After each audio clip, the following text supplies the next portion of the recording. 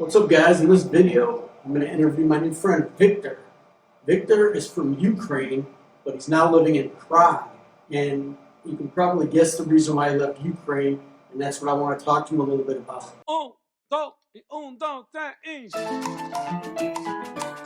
But I just wanted to ask Victor a couple of questions about what's going on in Ukraine. I know a lot of Ukrainian and Russian people have fled that region and came to Thailand, where I live now, but you came to Prague. Yeah, that's right. Mostly this decision was made because I have family here. Oh, you already did have family here?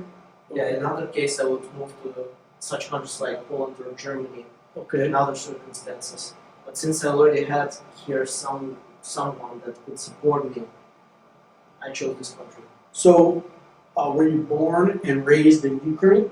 Yeah, that's right. What city? Kyiv. Oh, Kyiv, okay. Yeah, the capital itself. So were you there when actual bombing and everything started taking place? That's right. I woke up right at the 5 a.m. When the first bombing started. Since one of the first targets of Russian military was the Boryspil airspace, I was living right next to it. So I heard the bombings, and the first thing I saw is that maybe children are just having fun with the firecrackers until my windows started to shake. Yeah. I understood that something is quite odd. So that was the moment when I knew that the war started. So did you know that, was there any indication that there was going to be a war, that you were going to get bombed like that? People already were suspecting that. Everything was telling that Russia is ready to attack because they were starting to make a lot of the military studies right to the border of Ukraine in Belgorod and Voronezh. So people were actually getting ready for some kind of aggression, but nobody knew there's going to be a Full war, yeah. Are you surprised that it's lasted this long, that it's still going on? Is that surprising to you? That does not surprise me in any case, because I knew there's going to be a following war, because it's the main tactic of Russian military overall. Same thing happened, for example, with the Donbas region. Since 2014, we had skirmishes over there for over 9 years already. And of course, I'm hoping for the best, that this war will last for less time than the Donbas war is happening right now. But Now, if you were still in Ukraine, would they automatically make you go into the army? Like automatically, people at your age, they make them go in the army automatically and fight? the military service in Ukraine starts from the age of 18. And from the age of 16, you need to go through the military commission and get your papers ready. Starting from 18 years, you cannot leave borders. You need to stay in Ukraine. Only women and children are actually allowed to escape the country. Are you younger? How old are you? I'm 18 right now. Oh, but you were younger. I was lucky enough to be 17 at that time, and it was only 4 months before I turned 18. It was a huge risk. So if you would have been just a little older, you would not have been allowed to leave. Yeah. I'm sure you have many friends that are in the army that serve. Most of them were younger age, and my classmates right now, they're studying in the university. And as far as you're studying, and as far as you're a student, you don't have to go through the military. Oh, so if you're a university student, you don't have to serve. Yeah, but at the same time, you can't leave the country. Right, because they could change if they need more soldiers. They may go after them next. So, how do people treat you here in Prague? Do you like it? No, absolutely incredible. I was not expecting such behavior at the start. I'll be honest, I was thinking that I'm going to be thrown here on my own and trying to survive for myself. And actually, most of the Ukrainians didn't expect any help from the West at all. And for me, many things happened. For example, at the start, I was provided with a free living space, with a free education, free food, and anything that the human being needs. Okay. So they're really helping out. That's great. Now, Do you know if people feel the same way and they live in Russia and don't want to be involved and leave the country? Are they treating them the Russians the same way as Ukrainians here? Well, of course, it's not the same with the Russians. Russians, in most of the cases, are just being watched by the government, and they're not being provided with the same humanitarian help as Ukrainians because they're not considered as the citizens refugees. Right. Okay. Most of the Russians are not allowed to leave their borders in Russia the same way it's not allowed to cross the borders in Ukraine. Mostly because Russians also make the mobilization procedures all the time. I have a lot of friends from Russia that actually said that they're being constantly reminded that they need to go through their military service because in Russia, if you didn't serve in the military for at least 1 year, you don't have any access to the education or working places. So it's being really strict. Kind of mandatory. Yeah. Does your family, do they still have property, like a house or land or anything in Ukraine? Well, they do. Nobody took it. Of course, since it's our property, it stays. Right. And it's just, do you guys have any idea if it's still intact, if there's been any issues? Do you have friends there that can check on it that are still there? I'm pretty sure it's still there because since I'm from Kyiv, it's being defended. Yeah. Mostly.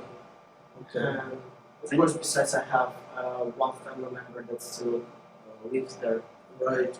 Do you think after everything calms down and is resolved, do you think you will go back, or do you think you may try to stay here in Prague? Well, I actually miss my country, so I will be keen to come back there. Okay. It also depends on how many achievements I'll get here in my country. Right. How would you compare pre-war Kyiv, when it was no problem, to this city? Like, how would you compare the two cities to live? Well, both of them are really nice cities to live, but Kyiv is actually more, how should I say it correctly? Not like a cheaper place, but it is more things are available for the civilians. Of course, Prague is a beautiful city which has a lot of different opportunities, but since you're a refugee here, for example, you can't vote, you can't, for example, get certain jobs as well, until you're able to get yourself a citizenship. Right. Not citizen, yeah. So, yeah, I hope it calms down. So let me ask you, when it first started and you heard the bombing, were you very scared? Well, I didn't panic since I knew that I'm the capital, which is going to be defended. I just took most of the items I could, and I knew that I need to move somewhere. And my first target was Poland. Right. And from the Poland, after 2 weeks, I moved to Prague because, as I said, I have family here. How much time in between that first bombing, how long did it take you to just get out, to go? Well, it took about 1 week. I was trying to stay in the capital because I was hoping that the capital was going to be secured. But as soon as I saw that Kyiv is being surrounded by the Russian forces, I thought that I won't wait for any great corridor. So it was a question of now or never. And besides of that, I had Any issues when you left, like leaving? Like, was there certain trains going out? Buses? Like, how did you get out? There was evacuation trains going throughout Ukraine, crossing the border with Ukraine and Poland. Okay. The ending point is the bordering city of Poland, Russia. Right. I saw there were some YouTubers, and one guy I was watching, he had just bought a condo apartment in Kyiv, just got it like a week before. And he's American, and just bought this thing, and then everything happened, and then he got on a train and went to the border town and left.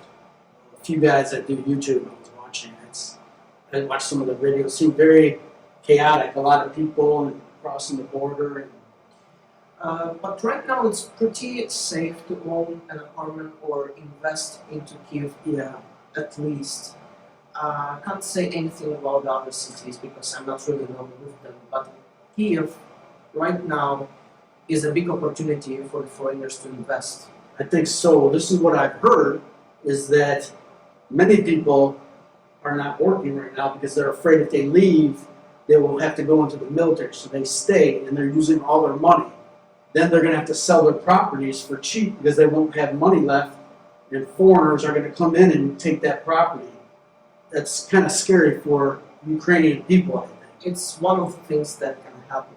But of course, right now, if you don't have any job here in Prague, you're going to get supplied with the... No, but I'm saying in Ukraine, like people are like, say you're a plumber, Yeah. but you don't want to leave your house to go do work because you're afraid if you leave, they're going to make you go in the military. That's what I've heard is happening. So I've heard a lot of people are just staying home and spending all their savings, and they won't have any money left. Have you heard that? Oh, I don't know anything about that. Maybe I watch too many conspiracy videos, but I hear, many people from, when this is all over, a lot of people are going to be buying the land there for low, and it'll probably make money. Of course, I know the cases, for example, if the people are reservists, already gone through the military practice before, or they're the people that signed the contract, but I've never heard at least one case when people would be just taken from the street. It's Okay. sounds purely more like a nonsense. Yeah, maybe false information people put out there. Because people still there, right? You stay in contact with.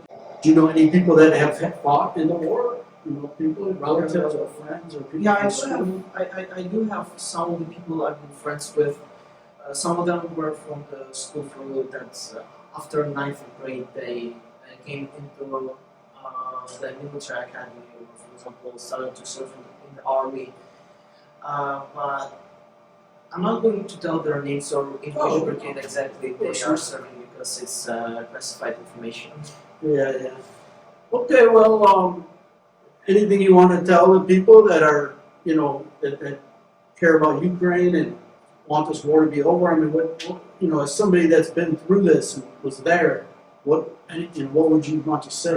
Of course, I would like to say that everything is achievable with the support.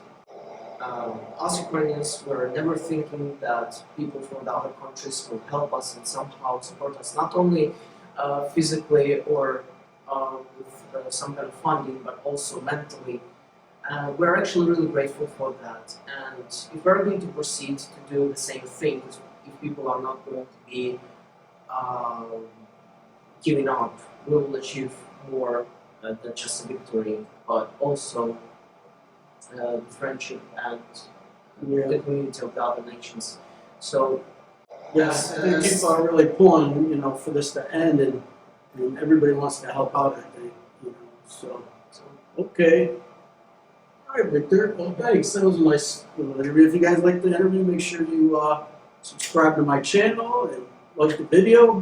I'll try to talk to some more people on my travels. and put the notification bell. Oh, yeah, thank you. Hit the notification bell. Greeny out. And then you say Victor out. Yeah, intro.